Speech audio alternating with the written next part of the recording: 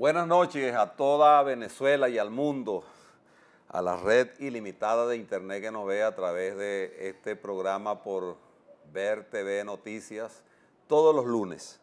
Hoy vamos a hablar con una mujer venezolana de dilatada trayectoria política, una luchadora social caraqueña, una mujer que le hemos visto batallando con mucha fuerza en la Asamblea Nacional en estos tiempos tan difíciles que nos ha tocado a los parlamentarios, que además es una médico que se la pasa metida en los hospitales de Caracas viendo a ver cuando llega las gasas, cuando llega el alcohol, cuando llegan los medicamentos.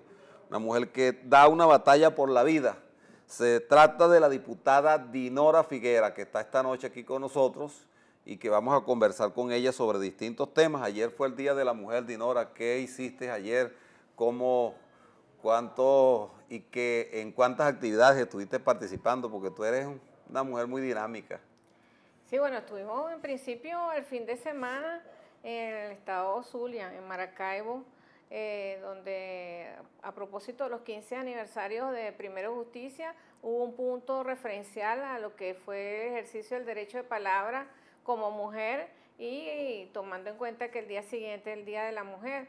Pero bueno, ayer consagramos lo que fue la movilización de la unidad desde la zona del Parque del Este hasta cerca pues del vía Sanvil, donde todos los partidos políticos, individualidades, mujeres siempre aguerridas de comunidades, acudieron en principio a solicitar que el gobierno nacional ya definitivamente elimine ese decreto 8610 que da inclusive la posibilidad de la Policía Nacional Bolivariana de utilizar, como lo dice literalmente, armas potencialmente mortales. Obviamente, con todos estos sucesos que ha habido y con esta situación en donde han aparecido jóvenes muertos, inclusive con tiros de gracia, un mal precedente sin duda alguna para lo que es los derechos humanos, y las mujeres enarbolamos ese tema. Particularmente en lo que fue mi vocería, por supuesto,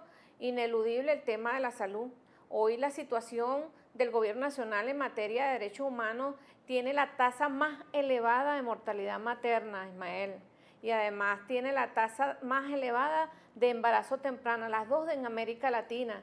Eso convierte al gobierno nacional en un gobierno que no ha implementado políticas públicas para superar esta situación en donde la vida de la mujer venezolana está en riesgo, donde la vida del niño recién nacido está en riesgo, y sobre todo hablé también de una situación dramática en el tema de la salud, que es esas palabras de apoyo a la mujer que tiene cáncer, el cáncer de mama, la mujer que tiene inclusive la tercera edad, esa viejita, esa abuelita que tiene que comprar los medicamentos y tiene que entrar al tambo para poder conseguir un medicamento. Entonces, obviamente, para mí el tema de la salud, como tú sabes, como médico, claro, como luchadora social, es importante, y tuvo una parte, por supuesto, en este tema del movimiento por la celebración del Día Internacional de la Mujer. Ok, Dinora, tú eres madre de familia, vas al mercado como yo voy, sabes la situación gravísima de escasez por la que estamos atravesando.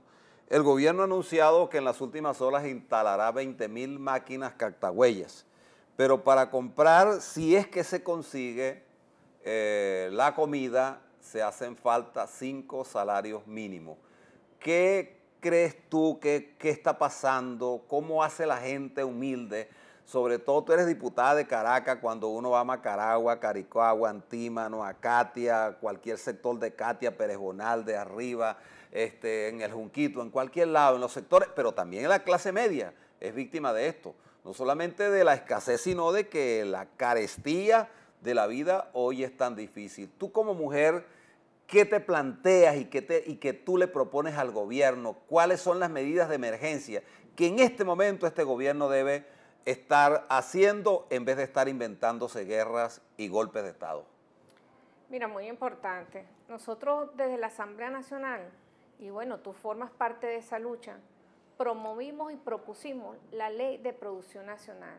El 70% de lo que consumen los venezolanos son productos importados. El artículo 305 de la Constitución Bolivariana de Venezuela establece que el gobierno debe implementar políticas de acompañamiento al productor, políticas crediticias, asistencia técnica. El gobierno tiene la responsabilidad de inclusive todo lo que es la distribución de los alimentos. Un gobierno que ha inventado una tal guerra económica, un gobierno que ha desperdiciado la oportunidad de convertir la tierra venezolana en tierras productivas, hoy se debate en un discurso político cuando realmente la acción política del gobierno debiera ser fundamentada en el tema social. Tú mismo, Ismael, denunciaste la situación que en la Victoria, cuando uno va hacia Vía Valencia, cómo, bueno, promovieron con grandes publicidades, sembradíos, que iban a ser, como decir, referencia nacional e internacional, y a los pocos meses veíamos siembras que estaban totalmente áridas. En consecuencia, por supuesto, la situación dramática que vive hoy el venezolano es que el gobierno no tiene ninguna política dirigida a aumentar la producción nacional, solamente a importar, y por otro lado, no ha dado confianza al que invierte en el país. Un gobierno que prefiere que se vayan los que invierten en el país, los que producen. Ya Primero Justicia ha hecho un programa de Operación Lupa donde diferentes parlamentarios han denunciado la situación, que es el tema de la corrupción en la producción. El tema de la corrupción en la producción significa que el gobierno, inclusive negligente, por ejemplo, en el caso de la harina de maíz, ha sido inclusive el que tiene el mayor porcentaje de producción de harina de maíz en el país. Usted no ve la producción de harina de maíz del gobierno nacional. Entonces, necesitamos aportar en lo que es esa importación, necesidad. Dinora. Bueno, y la importación, lo que tú has visto en la corrupción. 176 millones de kilos de comida podría ser traída. Por favor, y además de eso, la crisis total de lo que es la impunidad, cuando se convierte el gobierno prácticamente en cómplice de la impunidad. Entonces, por supuesto, esa ley de producción nacional significa para nosotros la posibilidad real de aplicar políticas dirigidas a establecer confianza en el que vierte el país, política dirigida a mejorar las vías para que la producción y la distribución se den con eficiencia, una vía para asistir al pequeño productor y, por supuesto, devolver Agropatria a Agroisleña o a los que invirtieron para dar garantías a todos estos sectores de tener los productos y materias primas para lo que es la siembra y la producción. Entonces, bueno, sin duda alguna que para nosotros, por supuesto, debe ser política de Estado primordial el tema de la alimentación. La alimentación es un derecho humano fundamental, Ismael, es un derecho humano que significa la vida, y el gobierno nacional tiene que estar en este caso muy preocupado por esta crisis y esta incompetencia que, bueno, ha dejado mal parado inclusive los representantes, ministros, Osorio, que a veces se burlan de la dignidad del pueblo, se burlan del pueblo cuando dicen que están los mercados llenos de comida, que hay por todos lados venta de café, venta de leche, venta de pollo, cuando la realidad del venezolano, y tú me preguntas en Caracas, Ismael, cuando estamos haciendo ahorita las visitas a otros estados, mira, la situación real de desabastecimiento es mucho peor, es una situación cruel. La gente se viene del interior a pernoctar en los centros de producción, de venta de alimentos, a ver qué consigue para después perder trabajo, perder las consecuencias de la inasistencia a nivel laboral y, bueno, por supuesto, el gasto que significa venir a Caracas para poder tener los productos de primera necesidad. Mira, ahí está en internet, tú ves en el Twitter, la gente haciendo trueques.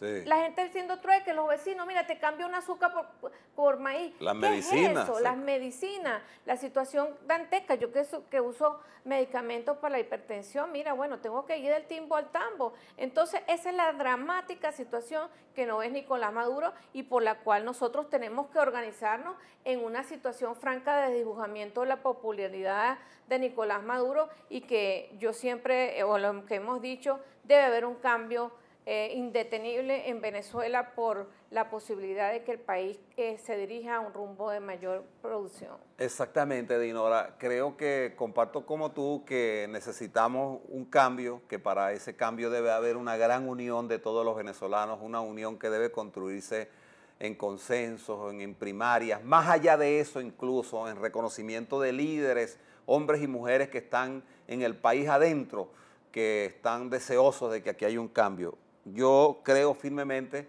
en que ese cambio va a ocurrir y creo que tú serás una de las principales protagonistas de ese cambio, te lo digo con el corazón, absolutamente con transparencia. ¿Qué te planteas tú como diputada no actual, sino frente al desafío que tiene de volverla a hacer, pero además, ¿qué debe plantearse una mayoría parlamentaria en este nuevo Parlamento y para qué sirve entonces esa mayoría parlamentaria para lograr ese cambio? Oye, mira, tú hablaste de una palabra muy importante. O sea, este país, como lo dice Julio Borges, no puede trabajarse sobre la base de una visualización de dos mitades. Nosotros tenemos que insistir en la unión de todos los venezolanos.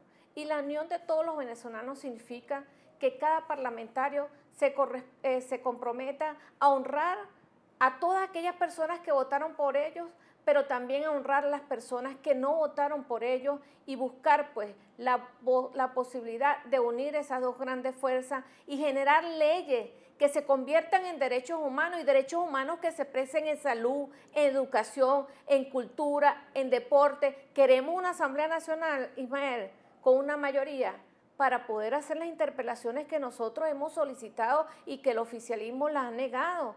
Las investigaciones de la realidad sobre la situación de corrupción que hay en el país. Yo denuncié a la exministra Sader ante la Fiscalía General de la República. Hasta este momento no hemos tenido resultados. Hemos denunciado por abuso de poder a Diosdado Cabello ante el poder público, poder moral constitucional. Entonces nosotros definitivamente tenemos que librar leyes que se conviertan precisamente en una herramienta para la ciudadanía y por supuesto un tema muy importante que es la fiscalización.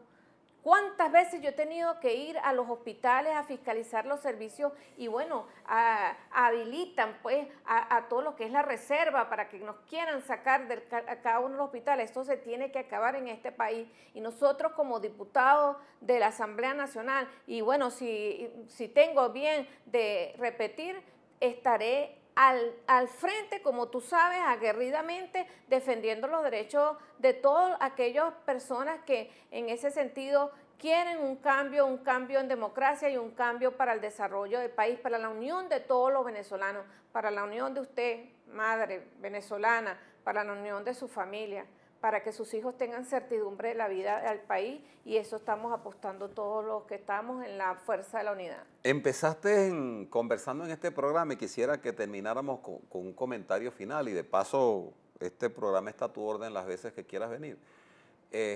Tú eres secretaria general nacional adjunta de Primero Justicia.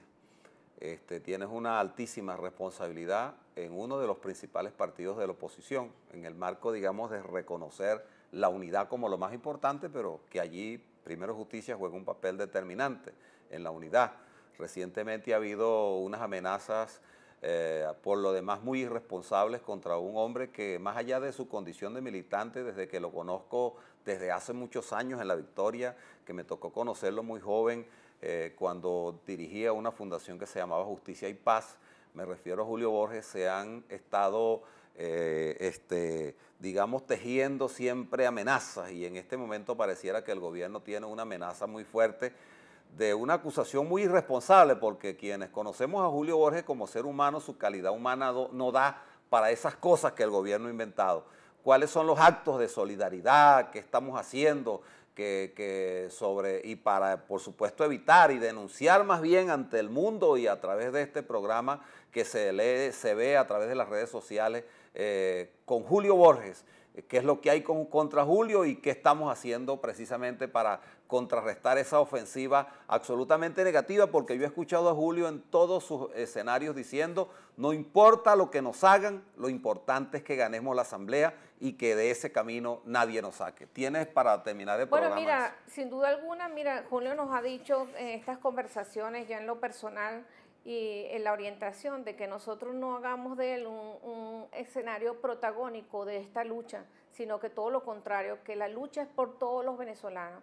Pero yo quiero insistir que para mí Julio Borges significa un hombre, un actor político de gran trascendencia por la defensa que ha tenido por los derechos humanos, por la dignidad humana, por el trabajo social, por la querencia de la gente más necesitada. Julio Borges es un demócrata. Lo ha demostrado públicamente cuando todo el mundo decidió en un momento la coordinadora democrática no participara en las elecciones. Julio Borges fue a votar por convicción y eso lo convierte a él en un defensor que yo creo que inclusive nosotros hemos hecho una agenda nacional, una agenda internacional por las solidaridades que han venido desde afuera, desde adentro, pero mira, cuando Julio Borges va a la comunidad, sabe que el gobierno está fraguando ese escenario, porque Primero Justicia ha sido el primer partido de la unidad y que hoy por hoy Primero Justicia le está presentando al país las pruebas de este gobierno que se ha desdibujado,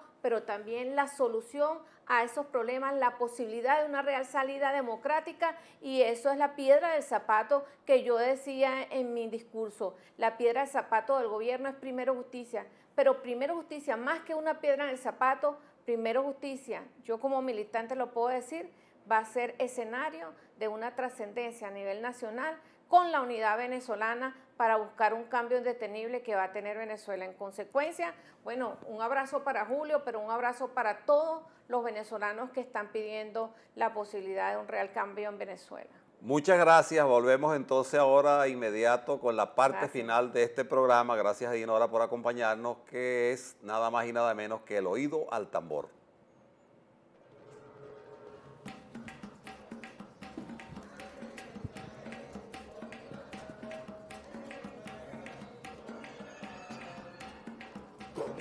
Con Ismael, oído al tambor.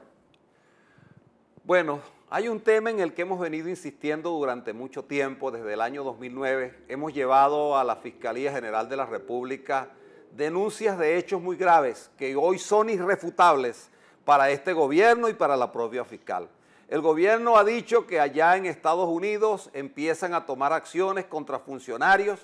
Bueno, esa es su decisión soberana. Nosotros como venezolanos estamos obligados a defender el país, a defender la patria.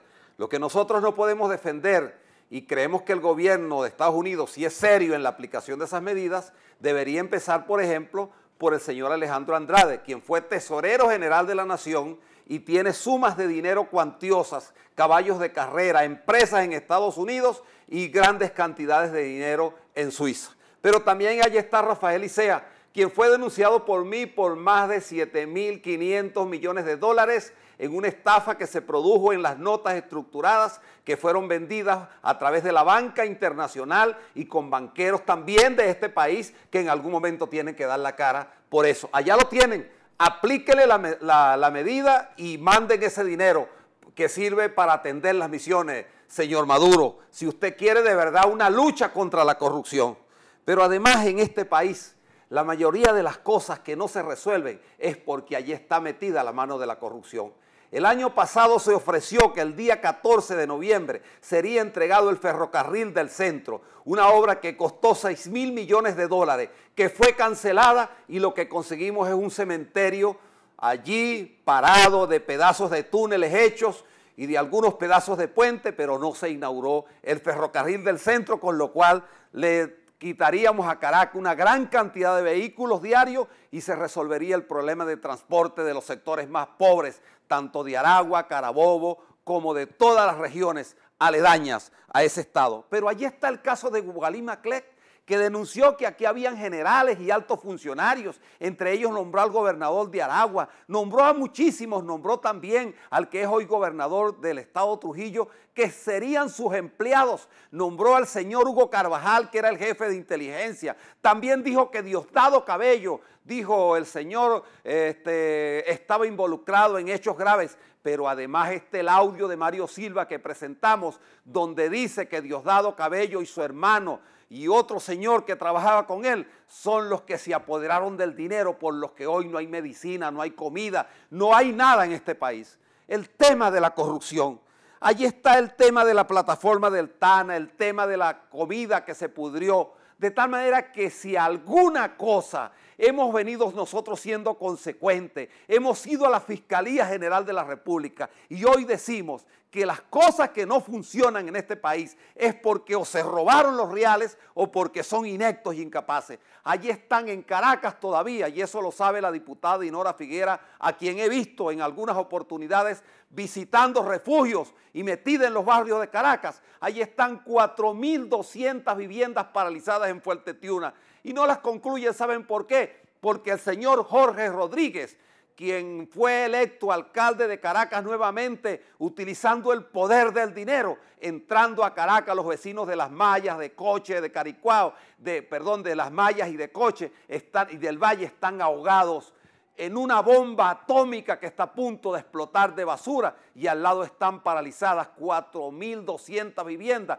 que afectan no solo a esos vecinos, sino a los militares que están allí, a los soldados que están en Fuerte Tiuna. De tal manera que este gobierno, más allá de la bladera, de perseguir, de chantajear, de intimidar, de buscar las cosas donde no están, ocúpense de resolver los problemas del país y explíquele a Venezuela dónde está ese dineral que ustedes se robaron, por lo que hoy los hospitales de Venezuela están en franca calamidad y por lo que hoy nuestras mujeres, nuestros compañeros, nuestras compañeras están allí mendigando, niños que no consiguen leche, en las farmacias no hay medicamentos, a veces no se consigue ni siquiera una aspirina. Así es que el tema de la corrupción tiene hoy una alta responsabilidad de ese dinero que hace falta para resolver los problemas del país. Nos volveremos a ver el próximo lunes, Dios mediante, a las 9:30 de la noche, con otro invitado hablando de los problemas de Venezuela, pero también proponiendo sus soluciones. Les anuncio en los próximos días, la fracción parlamentaria de Primero Justicia, vamos a presentar una ley de repatriación de capitales que se han robado y se llevaron de este país, producto del narcotráfico y la corrupción. Nos vemos, Dios mediante, el próximo lunes, y oído al tambor. El que tenga oídos que oiga, el que tenga lengua que hable.